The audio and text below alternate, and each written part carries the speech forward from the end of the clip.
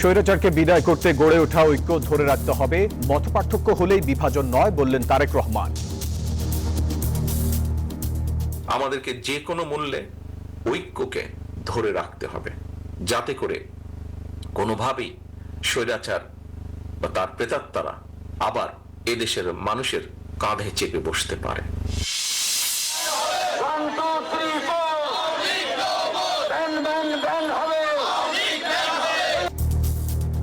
হচ্ছে আওয়ামী লীগ নিষিদ্ধের দাবি, নিরাপত্তা ছাউনি থেকে রাজনীতিতে হস্তক্ষেপ মানবে না বাংলাদেশ বললেন হাসনাত। ক্যান্টনমেন্টের বিভিন্ন দপ্তর উপদপ্তরের মধ্যে দিয়ে আপনারা রাজনীতিতে যেভাবে নোংরা হস্তক্ষেপ করেছেন, 24 পরবর্তী বাংলাদেশে রাজনীতি নিয়ন্ত্রণ করবে শুধুমাত্র রাজনীতিবিদরা। আলোচনায় দ্রুত ঐক্য সম্ভব, দুই দলের সঙ্গে বৈঠকে আলী রিয়াদ। গণমাধ্যম সংস্কারে প্রধান উপদেষ্টার কাছে 20 সুপারিশ। নাফ নদীতে রোহিঙ্গাদের নৌকা ডুবি অন্তত 4 জনের মরদেহ উদ্ধার, এক বিজিবি সদস্য সহ অনেক নিখোঁজ।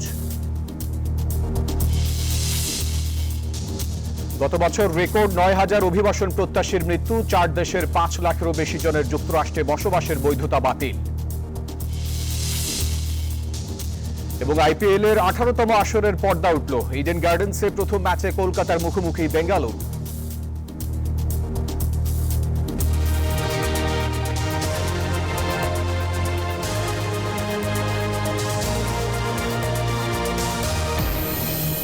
স্বাগত নিউজ 24 সংবাদে। পুরো সংবাদ জুড়ে আপনাদের সাথে আছি আমি ফয়সাল মাহমুদ। দেখছিলেন সংবাদ শিরোনামগুলি, চলে যাব পুরো খবরে। রাজনীতিতে ভিন্ন মত থাকলেও দেশের মানুষ, গণতন্ত্র আর ফ্যাসিবাদ বিরোধী প্রশ্নে সবাইকে একমত থাকতে হবে, এমনটি আহ্বান জানিয়েছেন বিএনপির ভারপ্রাপ্ত চেয়ারম্যান তারেক রহমান। রাজধানীতে 12 দলীয় জোটের ইফতার মাহফিলে তিনি এই আহ্বান জানান। বলেন, দুঃখজনকভাবে সংস্কার এবং নির্বাচনকে মুখোমুখি দাঁড় করানো হচ্ছে। রাজনৈতিক দল ও সুশীল সমাজের সম্মানে রাজধানীতে ইফতারের আয়োজন করে 12 দলীয় জোট, যেখানে বিএনপি, জামায়াত সহ বিভিন্ন রাজনৈতিক দলের নেতারা অংশ নেন। অনুষ্ঠানে লন্ডন থেকে ভার্চুয়াল মাধ্যমে যোগ দেন বিএনপির ভারপ্রাপ্ত চেয়ারম্যান তারেক রহমান। আহ্বান জানান, রাজনীতিতে ভিন্ন মত থাকলেও দেশের মানুষ, গণতন্ত্র আর ফ্যাসিবাদ বিরোধী প্রশ্নে সবাইকে একমত থাকার। এখানে আমরা যারা আছি, রাজনৈতিক দলগুলোর নেতৃবৃন্দ আমরা উপস্থিত আছি, আমাদের রাজনৈতিক ভিন্ন মত আছে, আদর্শ সবার এক নয়, কিছু কিছু ভিন্নতা আমাদের আছে, কিন্তু একটি জায়গায় আমরা সকলে এক, বাংলাদেশের মানুষ, গণতন্ত্র। এখানে কিন্তু কোনো বিভেদ নেই। দুঃখজনকভাবে সংস্কার এবং নির্বাচনকে মুখোমুখি দাঁড় করানো হচ্ছে মন্তব্য করে তারেক রহমান বলেন, সংস্কার চলমান প্রক্রিয়া, শেষ হওয়া কোনো কিছুই সংস্কার নয়। সংস্কার এবং নির্বাচন এটিকে মুখোমুখি করে দেওয়া হচ্ছে। কেউ কেউ বলছেন যে সংস্কার শেষ হবে তারপরে নির্বাচন হবে। সংস্কার যেটা শেষ হয়ে যায় সেটা তো সংস্কার হতে পারে না, এটা একটা কন্টিনিউয়াস প্রসেস, চলমান প্রক্রিয়া সংস্কার। তারেক রহমান বলেন, স্বৈরাচার বিরোধী আন্দোলনে যারা ছিলেন সবার লক্ষ্য ছিল দেশ ও জনগণ। মানুষ দেখতে চায় বাংলাদেশ পৃথিবীর বুকে মাথা উঁচু করে দাঁড়িয়ে আছে। একজন সাধারণ মানুষ দেখতে চায় যে তার প্রিয় মাতৃভূমি পৃথিবীর বুকে মাথা উঁচু করে দাঁড়িয়ে আছে। তাওহিদুল ইসলাম, নিউজ 24, ঢাকা। নিরাপত্তা ছাউনি থেকে দেশের রাজনীতিতে হস্তক্ষেপ আর মেনে নেবে না 24 পরবর্তী বাংলাদেশ। আওয়ামী লীগ নিষিদ্ধের দাবিতে বিক্ষোভ সমাবেশ থেকে এই মন্তব্য করেছেন এনসিপির মুখ্য সংগঠক হাসনাত আব্দুল্লাহ। শাহবাগে আয়োজিত সমাবেশে দলটির নেতারা অভিযোগ করেন, জুলাই গণহত্যাকারী দল আওয়ামী লীগকে ফেরানোর ষড়যন্ত্র হচ্ছে বিভিন্ন মহলে। গণহত্যাকারী দল আওয়ামী লীগের বিচার করতে হবে, বাতিল করতে হবে নিবন্ধন, নিষিদ্ধ করতে হবে রাজনৈতিক অধিকার। এমন দাবি নিয়ে ঢাকা বিশ্ববিদ্যালয় এলাকায় নতুন রাজনৈতিক দল জাতীয় নাগরিক পার্টির এই প্রতিবাদী মিছিল। সারা দেশ থেকে আসা নেতাকর্মীদের নিয়ে এ মিছিল শেষ হয় কেন্দ্রীয় শহীদ মিনারে। সংক্ষিপ্ত সমাবেশে নেতারা বলেন, বাংলাদেশের রাজনীতিতে আওয়ামী লীগের ফিরে আসার আর কোনো সুযোগ নেই।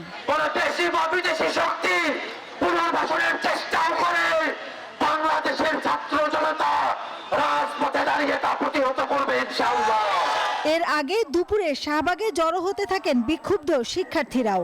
বিক্ষোভ সমাবেশে এনসিপির মুখ্য সমন্বয়ক হাসনাত আব্দুল্লাহ দাবি করেন, দেশের রাজনীতিতে সেনা হস্তক্ষেপ বন্ধ করতে হবে। আপনাদের উপর আমরা আস্থা রাখতে চাই, আপনাদের উপর আমরা ভরসা রাখতে চাই। আপনারা আপনাদের যে সার্ভিস রয়েছে, আপনাদের যে সর্বমূলতার চেষ্টা রয়েছে, সেটাতে আপনারা অপসর থাকুন। আর রাজনীতির বিষয়টা আপনারা রাজনীতির উত্তরটা আপনারা দেখতে হবে। আমরা যদি তারা ক্যান্টনমেন্টে আশ্রয় নিয়েছিল, সেই ক্যান্টনমেন্ট থেকে তাদেরকে সেফ এক্সিট দেওয়া হয়েছে। পুঙ্খানুপুঙ্খ তদন্ত করে আওয়ামী লীগকে বিচারিক প্রক্রিয়ায় নিষিদ্ধ করতে হবে। একই দাবি নিয়ে রাজু ভাস্কর্যে বিক্ষোভ মিছিল করেছে ছাত্র অধিকার পরিষদও। এ সময় আওয়ামী লীগ ও শেখ হাসিনার বিরুদ্ধে স্লোগান দেয় তারা। যারা যারা আওয়ামী লীগের নিষিদ্ধ চান, নির্বাচনে আওয়ামী লীগের অংশগ্রহণ চান না, তারা এই সরকার থেকে পদত্যাগ করেন। ক্যান্টনমেন্ট থেকে কিংবা চৌরা থেকে পিআরআর ষড়যন্ত্র করা হয়, এই রাজপথ আবার উত্তোলিত হবে। মাননীয় প্রধান উপদেষ্টা যেভাবে বলেছেন যে আওয়ামী লীগ নিষিদ্ধ হবে কি হবে না, সেটার দায়ভার তাদের, সেটা তারা দেখবে। আমরা এই বক্তব্যের তীব্র নিন্দা এবং প্রতিবাদ জানাই। আন্দোলনকারীদের দাবি, কোনোভাবে অভ্যুত্থানের খুনি দল আওয়ামী লীগকে পুনর্বাসন করতে দেয়া হবে না। এবং ফ্যাসিস্ট মাসুদা লাবণী, নিউজ 24, ঢাকা। আওয়ামী লীগ নিষিদ্ধের দাবিতে আজও দেশের বিভিন্ন স্থানে বিক্ষোভ করেছে গণ অভ্যুত্থানে আহত সহ শহীদ পরিবারের স্বজনরা। দুপুরে চট্টগ্রাম প্রেস ক্লাবের সামনে সমাবেশ করেন শিক্ষার্থীরা। আওয়ামী লীগকে চিরতরে নিষিদ্ধের দাবি জানান তারা। মেহেরপুরে বিক্ষোভ মিছিল করেছে জাতীয় নাগরিক কমিটি ও বৈষম্য বিরোধী ছাত্র আন্দোলন। যশোর প্রেস ক্লাবের সামনেও বিক্ষোভ সমাবেশ হয়েছে। এছাড়া ব্রাহ্মণবাড়িয়ায় হয়েছে বিক্ষোভ মিছিল।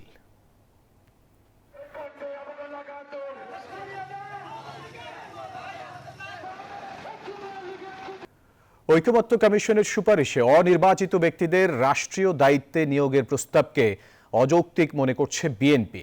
শনিবার জরুরি সংবাদ সম্মেলনে দলটির মহাসচিব আরও বলেন, সংস্কার কমিশনের সুপারিশ আইন ও নির্বাহী বিভাগকে ক্ষমতাহীন করবে। কোনো কোনো উপদেষ্টা রাজনৈতিক দল গঠনে পরোক্ষ ও প্রত্যক্ষভাবে জড়িত থাকার অভিযোগ এনে তিনি বলেন, এতে জনমনে সংশয় তৈরি হয়েছে। রাষ্ট্র সংস্কারের সনদ তৈরি করতে ঐকমত্য কমিশনের কাছে মতামত আনুষ্ঠানিকভাবে জানাতে শুরু করেছে রাজনৈতিক দলগুলো। রোববার কমিশনের দেয়া প্রশ্নমালার উত্তর সম্বলিত স্প্রেডশিট জমা দেবে বিএনপি। এ উপলক্ষে গুলশান কার্যালয়ে শনিবার জরুরি সংবাদ সম্মেলন ডাকে বিএনপি। দলের মহাসচিব মির্জা ফখরুল ইসলাম আলমগীর জানান, কমিশনের সকল প্রস্তাবনার সঙ্গে একমত নয় বিএনপি। জাতীয় ঐকমত্য কমিশনের স্প্রেডশিটের অবস্থা এবং কমিশনের সদস্যদের বিভিন্ন সময়ের বক্তব্য ও বিশেষ কয়েকটি রাজনৈতিক দলের বক্তব্য বিবৃতির মধ্যে মিল পাওয়া যায়। মহলকে রাজনৈতিক ফায়দা হাসিলের এজেন্ডা যেন সরকারের কর্মপরিকল্পনার অংশ না হয়, সেদিকে সজাগ দৃষ্টি রাখতে হবে। সংস্কার আগে না নির্বাচন, এ ধরনের অনাবশ্যক বিতর্কের কোনো অবকাশ নেই বলেও মন্তব্য করেন মির্জা ফখরুল। বলেন, কোনো কোনো উপদেষ্টা রাজনৈতিক দল গঠনে জড়িত থাকায় জনমনে সংশয় তৈরি হয়েছে। অন্তর্বর্তী সরকারের কোনো কোনো উপদেষ্টা ক্ষমতায় থেকে রাজনৈতিক দল গঠন প্রক্রিয়ায় প্রত্যক্ষ পরোক্ষভাবে জড়িত থাকায় জনমনে সংশয় সৃষ্টি হয়েছে। এই প্রক্রিয়ায় প্রশাসন যন্ত্রকে ব্যবহার করার নানা প্রকার লক্ষণ ও প্রমাণ ক্রমেই প্রকাশ পাচ্ছে, যা দেশ ও গণতন্ত্রের জন্য মোটেই সুখকর নয়। বিএনপি মনে করে সংস্কার প্রস্তাবনায় অনির্বাচিত ব্যক্তিদের ক্ষমতায়নের সুযোগ বাড়বে। তারা বলছে, এই প্রস্তাব গৃহীত হলে নির্বাচিত প্রতিনিধিরা অনেক ক্ষেত্রেই গুরুত্বহীন হয়ে পড়বে। ভবিষ্যতে অনির্বাচিত ব্যক্তিদের রাষ্ট্রীয় দায়িত্বে নিয়োগের অযৌক্তিক প্রচেষ্টা রয়েছে, যা অনভিপ্রেত। অনির্বাচিত বিভিন্ন ব্যক্তিরা এই সমস্ত কর্মকাণ্ড পরিচালনা করবেন এবং সাংবিধানিকভাবে তাদেরকে ক্ষমতায়ন করার প্রস্তাব করা হয়েছে। তাতে করে দেখা যাবে নির্বাচিত প্রতিনিধিদের আর কোনো গুরুত্ব নেই। প্রায় সকল গুরুত্বপূর্ণ কার্যাবলী রাষ্ট্রের অনির্বাচিত প্রতিনিধিদের সমন্বয়ে সম্পন্ন হবে, যদি এগুলা গৃহীত হয়। শনিবার পর্যন্ত ঐকমত্য কমিশনের কাছে 3টি রাজনৈতিক দল তাদের প্রস্তাবনা জমা দিয়েছে। ফজলে রাব্বি সৌরভ, নিউজ 24, ঢাকা। আলোচনার মাধ্যমে স্বল্প সময়ের মধ্যে জাতীয় ঐকমত্য তৈরি করা সম্ভব হবে বলে মনে করেন জাতীয় ঐকমত্য কমিশনের সহ সভাপতি ডক্টর আলী রিয়াজ। অন্যদিকে বিচারের আগে আওয়ামী লীগকে নির্বাচনে অংশ নেওয়ার সুযোগ না দিতে আহ্বান জানিয়েছে দুটি রাজনৈতিক দল। চূড়ান্ত সংস্কার প্রস্তাবনা তৈরি করতে দ্বিতীয় দিনের মতো রাজনৈতিক দলগুলোর সাথে জাতীয় ঐকমত্য কমিশনের সংলাপে উঠে আসে এসব আলোচনা। সংসদ ভবনের এলডি হলে সংলাপে অংশ নেয় খিলাফত মজলিস ও লেবার পার্টি। শনিবার সকালে জাতীয় সংসদ ভবনের এলডি হলে দ্বিতীয় দিনের মতো শুরু হয় ঐকমত্য কমিশনের সংলাপ। এতে যোগ দেয় খেলাফত মজলিসের 8 সদস্যের প্রতিনিধি দল। ঐকমত্য কমিশনের সহসভাপতি ডক্টর আলী রিয়াজের নেতৃত্বে সংলাপে অংশ নেন নির্বাচন ব্যবস্থা সংস্কার কমিশনের প্রধান বদিউল আলম মজুমদার, দুদক সংস্কার কমিশনের প্রধান ডক্টর ইফতেখারুজ্জামান, পুলিশ সংস্কার কমিশনের প্রধান সফররাজ হোসেন এবং প্রধান উপদেষ্টার বিশেষ সহকারী মনির হায়দার সহ 6 জন। সূচনা বক্তব্যে আলী রিয়াজ বলেন, সংলাপের মধ্য দিয়ে দ্রুত সময়ের মধ্যেই তৈরি হবে চূড়ান্ত প্রস্তাবনা। আমরা মনে করি যে আলাপ আলোচনার মধ্য দিয়ে আমরা একটা জাতীয় ঐক্যমত্য তৈরি করতে পারব। শুধু আপনাদের সঙ্গে না, অন্যান্য রাজনৈতিক দলের সঙ্গে আলোচনা অব্যাহত থাকবে এবং তার মধ্য দিয়ে আমরা এক জায়গায় আসতে পারবো স্বল্পতম সময়ের মধ্য দিয়ে। 2 ঘন্টার সংলাপ শেষে খেলাফত মজলিসের মহাসচিব আহমদ আব্দুল কাদের বলেন, বিচারের আগে আওয়ামী লীগকে নির্বাচনে অংশ নিতে না দেওয়ার দাবি জানিয়েছেন তারা। জানান, কমিশনের দেয়া 166টি প্রশ্নের মধ্যে 140টিতে একমত হয়েছে তার দল। সংবিধানে একটা ধারা থাকতে হবে, ইসলামের স্পষ্ট বিধান বিরোধী আইন করা যাবে না। এটা আমরা বলছি সামাজিক ধর্মীয় স্টেবিলিটি একান্ত প্রয়োজন। কারণ দেশের মানুষ মুসলমান, এখানে যদি ধর্মীয় স্পষ্ট বিরোধী কোনো আইন করা হয় তাহলে সামাজিক বিশৃঙ্খলা তৈরি হয়, ধর্মীয় বিশৃঙ্খলা তৈরি হয়। পরে সংলাপে অংশ নেয় লেবার পার্টির 12 সদস্যের প্রতিনিধি দল। সংলাপ শেষে দলটির চেয়ারম্যান মোস্তাফিজুর রহমান ইরান জানান, দ্বিকক্ষ বিশিষ্ট পার্লামেন্টের পক্ষে এবং প্রাদেশিক ব্যবস্থার বিপক্ষে তার দল। ঐকমত্য কমিশনের 166টি প্রশ্নের মধ্যে 147টি বিষয়ে একমত হওয়ার কথা জানান তিনি। জাতীয় নির্বাচনের আগে স্থানীয় সরকার নির্বাচনের আয়োজন করা, আমরা এটার ঘোর বিরোধিতা করেছি। আমরা বলেছি যে দেশের বিরাজমান জাতীয় রাজনৈতিক স্থিতিশীলতার জন্য জাতীয় সংসদ নির্বাচন আগে হতে হবে। এই যে দোষে আওয়ামী লীগ আজকে নিষিদ্ধ দাবি জানাচ্ছি, একই দাবিতে আমরা জাতীয় পার্টি সহ ওই দোষরদেরকে বিচারের আওতায় আনার জন্য বলেছি। 20 মার্চ এলডিপির সাথে আলোচনার মধ্য দিয়ে সংস্কার প্রস্তাবনা নিয়ে সংলাপ শুরু করেছে জাতীয় ঐকমত্য কমিশন। শাহ আলী জয়, নিউজ 24, ঢাকা। রাজনীতিকরণ, কালো টাকার প্রভাব আর অস্বচ্ছ লাইসেন্সিং প্রক্রিয়ায় মালিকানার কারণে দেশের গণমাধ্যমকে সংকটে ফেলেছে, এমনটাই মনে করছে গণমাধ্যম সংস্কার কমিশন। প্রধান উপদেষ্টার কাছে 20টি সুপারিশ সহ প্রস্তাবনা হস্তান্তর শেষে এসব কথা জানান কমিশন প্রধান। বলেন, পরিবর্তনের পরও যোগ সাজসের চিন্তায় কেবল পদের রদবদল হয়েছে, মালিকানায় অনিয়ম এখনো বিদ্যমান।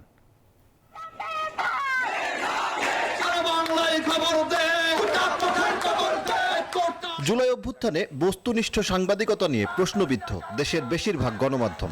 এর আগেও দেশের গণমাধ্যমগুলোর স্বাধীনতা, স্বচ্ছতা ও জবাবদিহি নিয়ে প্রশ্ন ছিল। পট পরিবর্তনের পর রাষ্ট্র সংস্কারের অংশ হিসেবে গণমাধ্যম সংস্কারেও কমিশন গঠন করে অন্তর্বর্তীকালীন সরকার। শনিবার রাষ্ট্রীয় অতিথি ভবন যমুনায় প্রধান উপদেষ্টার হাতে সংস্কার প্রস্তাবনা তুলে ধরে কমিশন। পরে সংবাদ সম্মেলনে আসেন গণমাধ্যম সংস্কার কমিশনের সদস্যরা, তুলে ধরেন প্রস্তাবনার উল্লেখযোগ্য দিকগুলো। কমিশনের রিপোর্টে গণমাধ্যমের মালিকানা, কর্মীদের বেতন ভাতা, গণমাধ্যম আইন, সাংবাদিকদের আইনি সুরক্ষা ও জবাবদিহির গুরুত্বপূর্ণ প্রস্তাবনাগুলো তুলে ধরা হয়। উঠে আসে জাতীয় গণমাধ্যম কমিশন গঠনের বিষয়টিও। গণমাধ্যম সংস্কার কমিশনের প্রধান কামাল আহমেদ বলেন, জবাবদিহি ছাড়াই রাজনৈতিক শক্তির সাথে একীভূত হয়ে নিজের অবস্থান হারিয়েছে দেশের গণমাধ্যম। দীর্ঘদিনের অব্যবস্থাপনায় গণমাধ্যমের স্বাধীনতা সংকটে বলেও মন্তব্য করেন তিনি। মালিক যারা তাদের আমরা চিনি, কিন্তু তারা কি পদ্ধতিতে মালিক হচ্ছেন আমরা জানি না। কারণ কোনো প্রকাশ্য, উন্মুক্ত, স্বচ্ছ প্রতিযোগিতার মধ্য দিয়ে টেলিভিশন, রেডিওর লাইসেন্স দেওয়া হয় নাই। এগুলো সবই দেওয়া হয়েছে নেপথ্যে, যোগসাজশে, রাজনৈতিক পরিচয়। বলেন, গণমাধ্যমের মালিকানা আগের মতোই আছে, পট পরিবর্তনের পর যোগসাজশের চিন্তায় কেবল পদের রদবদল হয়েছে। টেলিভিশনের টিআরপি আর পত্রিকার সার্কুলেশন নিয়ে জালিয়াতি চলছে বলেও উল্লেখ করেন কমিশন প্রধান। 2014 সাল থেকে এই প্রস্তাব ছিল যে সরকার একটা সম্প্রচার কমিশন করবে, বেতার, টেলিভিশন এবং অনলাইনের জন্য তারা সম্প্রচার কমিশন করবে। সেই সম্প্রচার কমিশন হয়নি। আমরা বলছি, ওই সম্প্রচার কমিশনের যে এখতিয়ার এবং ক্ষমতা দেওয়া হয়েছিল, দায়িত্ব দেওয়া হয়েছিল, সেই দায়িত্ব এবং প্রেস কাউন্সিলের দায়িত্ব ক্ষমতা, এই দুটোকে একীভূত করে একটি নতুন প্রতিষ্ঠান করা হোক। গণমাধ্যমকে স্বাধীন সত্তা হিসেবে প্রতিষ্ঠিত করতে অন্তর্বর্তী সরকারকে এই প্রস্তাবনা বাস্তবায়নের আহ্বান জানান কমিশনের সদস্যরা। কমিশন রিপোর্টে যত তথ্য দিয়েছি, যত কথা বলেছি, প্রত্যেকটাই তথ্য ভিত্তিক, based on evidence. Sajal Das, news 24, Dhaka. সুন্দরবনে আবারও অগ্নিকাণ্ডের ঘটনা ঘটেছে। শনিবার সকালে বাগেরহাটের পূর্ব বন বিভাগের চাঁদপাই রেঞ্জের কলমতেজি ফরেস্ট টহল ফাঁড়ির টেপারবিল এলাকায় আগুন লাগে। বন বিভাগ জানিয়েছে বিভিন্ন স্থানে বিক্ষিপ্তভাবে আগুন জ্বলছে। ঘটনাস্থল থেকে পানির উৎস 2 কিলোমিটারের বেশি দূরে। পর্যাপ্ত পানির অভাবে আগুন নিয়ন্ত্রণে আনতে বেগ পেতে হচ্ছে। নালা কেটে পানি নেয়ার চেষ্টা করছেন বনরক্ষী ও স্থানীয়রা। কী কারণে সুন্দরবনে অগ্নিকাণ্ডের ঘটনা ঘটেছে তা এখনও নিশ্চিত নয়।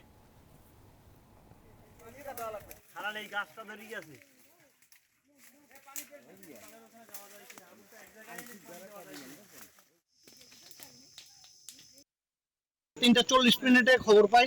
খবর পাওয়ার সাথে সাথে আমাদের মোংলা ফায়ার স্টেশন থেকে ধরে বাগেরহাট শরণখোলা প্রথমে অ্যাটেন্ড করে টোটাল 4টা ইউনিট আমরা এখানে এসে উপস্থিত হই এবং ডেলিভারি হোস আমাদের পাম্প সেট আপ করে আমরা প্রায় 1.5 কিলোমিটার পর্যন্ত এগোতে পেরেছি।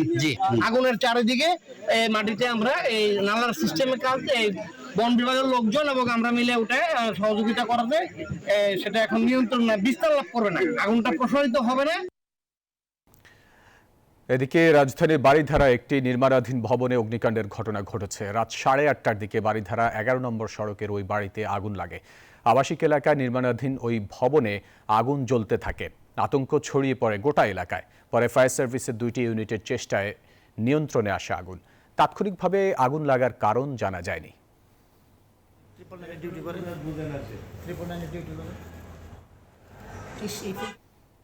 সময় হলো একটা বিরতির, সাথেই থাকুন। দর্শক, আরও স্বাগত নিউজ 24 সংবাদে। মিয়ানমার থেকে পালিয়ে বাংলাদেশে অনুপ্রবেশের সময় কক্সবাজারের টেকনাফে সমুদ্রে রোহিঙ্গাদের বহনকারী নৌকাডুবিতে নারীসহ 4 রোহিঙ্গার মরদেহ উদ্ধার করেছে বিজিবি। শনিবার সন্ধ্যা 7টায় টেকনাফের শাহপরীর দ্বীপ পশ্চিম উপকূল এলাকা থেকে ভেসে আসা মরদেহগুলো উদ্ধার করা হয়। তবে বিজিবির এক সদস্য সহ আরও বেশ কয়েকজন রোহিঙ্গা নিখোঁজ রয়েছেন। নিখোঁজ বিজিবি সদস্য শাহপরীর দ্বীপ বিজিবি সীমান্ত ফাঁড়িতে কর্মরত সিপাহী। এর আগে শুক্রবার দিবাগত রাত 2:30টায় টেকনাফে নৌকাডুবির ঘটনায় 25 জনকে উদ্ধার করে বিজিবি। গাজীপুরে একটি যাত্রীবাহী বাসে এক নারী যাত্রীকে ধর্ষণ চেষ্টার অভিযোগে কালিয়াকৈর থেকে বাসের চালক ও সহকারীকে আটক করেছে পুলিশ। ওই নারী যাত্রীর স্বজনরা জানান, গেল বৃহস্পতিবার সন্ধ্যার পর Uttara house building bus station থেকে আজমেরি গ্লোরি পরিবহনের একটি যাত্রীবাহী বাসে কোনাবাড়ি নিজ বাসায় যাওয়ার উদ্দেশ্যে ওঠেন। অন্য যাত্রীরা নেমে গেলেও ওই নারী যাত্রী ঘুমিয়ে পড়ায় বাসেই রয়ে যান। পরে বাইপাইল এলাকায় একটি নির্জন স্থানে বাস থামিয়ে নারী যাত্রীকে ধর্ষণের চেষ্টা করেন চালক বাচ্চু মিয়া ও শাকিল। পরে মেয়েটির ডাক চিৎকারে তাকে বাস থেকে নামিয়ে দেওয়া হয়। এই ঘটনায় নারী যাত্রীর স্বজনরা চন্দ্রা এলাকায় হেলপার ও কন্ট্রাক্টরকে শনাক্ত করে আটক করেন। এ সময় স্থানীয় জনতা কোনাবাড়ি থানা পুলিশের কাছে তাদের সোপর্দ করেন। সময় হলো আর একটা বিরতির, সাথে থাকুন। বিরতির পর আবারও স্বাগত সংবাদে। দর্শক, এবারে বাংলা লিংকের সৌজন্যে ঈদ কেনাকাটার খবর। রাজধানীর এলিফ্যান্ট রোড থেকে ঈদের কেনাকাটার খবরাখবর জানাচ্ছেন সহকর্মী ফারজানা রিয়া। এই মুহূর্তে আমি আছি রাজধানীর এলিফ্যান্ট রোডের ক্যাটসেট শোরুমে। এখানে কিন্তু আমরা আসার পর থেকে দেখছি যে ক্রেতাদের সমাগম বেশ ভালোই। যদি একটু বলি যে এবার কিন্তু ক্যাটসের বেশ কিছু কালেকশন তারা রেখেছেন, তারা অনেক কিছু নতুন নতুন এনেছেন কাস্টমারদের জন্য। যদি একটু ঘুরে দেখায় যে এবার কিন্তু ক্যাটসের মধ্যে আছে shirt, formal shirt, casual shirt, polo T shirt কিংবা স্ট্রাইপ শার্ট, এছাড়া রয়েছে পাঞ্জাবি, তাদের কিছু প্রিমিয়াম এডিশন তারা কিন্তু এবার রেখেছেন। এছাড়া যদি বলি যে পুরুষদের কিন্তু পছন্দের যে ব্র্যান্ডগুলো রয়েছে তার মধ্যে কিন্তু অন্যতম হচ্ছে ক্যাটসাই। আমরা একজন কাস্টমারের সাথে কথা বলবো। ক্যাটসাই প্রোডাক্টটা অবশ্যই ভালো লাগে, ফিটিংসটা খুব ভালো থাকে। ক্যাটসাই প্রোডাক্ট আমি যতদিন পরছি, যতগুলো প্যান্ট বেশি আমার ক্যাটসাই মধ্যে দিয়ে পড়া, বাসায় যেগুলো পরে অফিসিয়াল পরে বেশি পরে ওগুলো মানে কাপড়ের ইয়েটা খুব ভালো থাকে। বেচা কিনা তো আসলে খুবই খারাপ ছিল প্রথম থেকে। দেখা যায় আপনার রমজান থেকে কাস্টমার খুব আসতেছে, শপিং করতেছে এবং ফর্মাল শার্টগুলো আমাদের খুব ভালো যাচ্ছে। আর কিছু আছে আমাদের প্রিন্টের উপরে, যেমন স্মার্ট ক্যাজুয়াল শার্টগুলো, এই শার্টগুলো খুব ভালো সেল হচ্ছে প্রিন্টের উপরে। আর যেগুলো অফিসিয়াল শার্ট, চেক, স্ট্রাইপ, এগুলো তো হচ্ছেই। পাশাপাশি আমাদের কিছু পাঞ্জাবি আছে, পাঞ্জাবি খুব ভালো সেল হচ্ছে। আর আমাদের এক্সক্লুসিভ কিছু শার্ট আছে যে লিমিটেড এডিশন শার্ট, এই শার্টগুলো খুব ভালো হচ্ছে। পুরুষদের কিন্তু পছন্দের তালিকায় যে ব্র্যান্ডগুলো রয়েছে তার মধ্যে কিন্তু ক্যাটসে তাদের কাছে পছন্দনীয়, এই জন্য কিন্তু বিভিন্ন সময় তারা কিন্তু রোজাকে কেন্দ্র করে কিন্তু চলে আসছে। এছাড়া কিন্তু এই ক্যাটসের জন্য রয়েছে বিশেষ ছাড়, বিশেষ কিছু পণ্যের উপর কিন্তু তাদের 30 থেকে 50% পর্যন্ত ডিসকাউন্ট রয়েছে। এছাড়া যারা বাংলালিংক অরেঞ্জ ক্লাবের মেম্বার তাদের জন্য কিন্তু 10% ডিসকাউন্টের সুযোগ তারা রেখেছেন। এই ছিল এখান থেকে আমার কাছে সর্বশেষ। আন্তর্জাতিক হিফজুল কোরআন প্রতিযোগিতা পাওয়ার্ড বাই বসুন্ধরা গ্রুপে চ্যাম্পিয়ন হয়েছেন ইন্দোনেশিয়ান প্রতিযোগী মোহাম্মদ জাকি। প্রথম রানার আপ ইয়েমেনের মোহাম্মদ বাল্লিক সাইদ আব্দুল গাফফার আলী, আর জাতীয় পর্যায়ে প্রথম এরশাদুল ইসলাম। শনিবার বসুন্ধরা আন্তর্জাতিক কনভেনশন সিটিতে এক অনুষ্ঠানের মাধ্যমে বিজয়ীদের হাতে পুরস্কার তুলে দেওয়া হয়। আন্তর্জাতিক হিফজুল কোরআন প্রতিযোগিতা পাওয়ার্ড বাই বসুন্ধরা গ্রুপের এই প্রতিযোগিতায় সারা দেশ থেকে অংশ নেন 10,000 প্রতিযোগী, আর আন্তর্জাতিক পর্যায় থেকে প্রতিযোগী ছিলেন 17টি দেশের। বসুন্ধরা আন্তর্জাতিক কনভেনশন সিটিতে এক অনুষ্ঠানের মাধ্যমে বিজয়ীদের নাম ঘোষণা ও পুরস্কার তুলে দেওয়া হয়। চ্যাম্পিয়ন হয়েছেন ইন্দোনেশিয়ার প্রতিযোগী মোহাম্মদ জাকি, প্রথম রানার আপ ইয়েমেনের মোহাম্মদ বালিক সাইদ আব্দুল গাফফার আলী, জাতীয় পর্যায়ে প্রথম ইরশাদুল ইসলাম। দেশের প্রখ্যাত আলেমরা বলেন, বসুন্ধরা গ্রুপের এই আয়োজন প্রশংসার দাবি রাখে। এভাবেই কোরআনের নূর ছড়িয়ে দিতে হবে সারা দেশে। বিভিন্ন মুসলিম দেশে দেখতেছি মধ্যপ্রাচ্য বাধ্যতামূলক সব জায়গায় কোরআন শরীফ পড়ানো হয়, কিন্তু এই দ্বিতীয় বৃহত্তম মুসলিম দেশে স্কুল কলেজ ইউনিভার্সিটিতে কোরআনই শিক্ষা দেয়। দুনিয়ার যুগে যুগে যারাই কোরআনের সাথে নিজেকে মিশিয়েছে তারাই সম্মানিত হয়েছে, আর কোরআনের সাথে যারা বিরোধিতা করেছে তারা অপমানিত হয়েছে, অপদস্থ হয়েছে। প্রধান অতিথির বক্তব্যে জামিয়া রহমানিয়া আরাবিয়ার প্রিন্সিপাল মাওলানা মাহফুজুল হক বলেন, কোরআন শুধু পড়লেই হবে না, দৈনন্দিন জীবনেও কোরআনের আমল করতে হবে। এই কোরআনের সাথে নিজের সম্পৃক্ততা আমি যত বেশি করতে পারবো, আমি তত বেশি সাফল্যমণ্ডিত হতে পারবো। আমার সৃষ্টিকর্তা আল্লাহ পাকের তত বেশি নৈকট্য আমি লাভ করতে পারবো। কোরআনের সাথে নিজের সম্পর্ক গড়ে তুলবা প্রথম স্তর হল কোরআনে পাক সহিষ্ণুভাবে পড়তে পারা। বিএফইউজে মহাসচিব ও বাংলাদেশ সম্মিলিত পেশাজীবী পরিষদের সদস্য সচিব কাদের গনি চৌধুরী বলেন, সবার মাঝে কোরআনের আলো ছড়িয়ে দেওয়ার কাজটি করতে হবে পরিবার থেকে। এজন্য দায়িত্ব নিতে হবে বাবা মাকে। আমি এই কারণে বলছি, আমরা যে মা বাবার আমাদের সন্তান থেকে কোরআন পড়ার জন্য উদ্বুদ্ধ করি না, তাদের জন্য বলছি, একটা হাফেজ আপনার থাকলে, একটা কোরআনের অনুরাগী একটা সন্তান থাকলে তার উসিলায় আপনিও ব্যস্ত পেতে পারেন। চ্যাম্পিয়নের হাতে 15 লাখ টাকার পুরস্কার তুলে দেওয়া হয়। ধন্যবাদ জানাচ্ছি। জুবায়ের সানি, নিউজ 24, ঢাকা। আরও একটা বিরতির সময় হলো, সাথেই থাকবেন। আবারও স্বাগত সংবাদে। এবার আন্তর্জাতিক প্রসঙ্গ। 2024 সালে বিশ্বের বিভিন্ন রুটে প্রায় 9,000 অভিবাসন প্রত্যাশীর মৃত্যু হয়েছে, আর এটি এখন পর্যন্ত এক বছরের সর্বোচ্চ। এই তথ্য নিশ্চিত করে উদ্বেগ জানিয়েছে জাতিসংঘ। এদিকে কিউবা, ভেনেজুয়েলা সহ 4 দেশের কয়েক লাখ অভিবাসীর যুক্তরাষ্ট্রে বসবাসের অস্থায়ী বৈধতা বাতিল করেছে ট্রাম্প প্রশাসন। দর্শক, এই ছিল সংবাদে। এতক্ষণ সাথে থাকার জন্য ধন্যবাদ সবাইকে।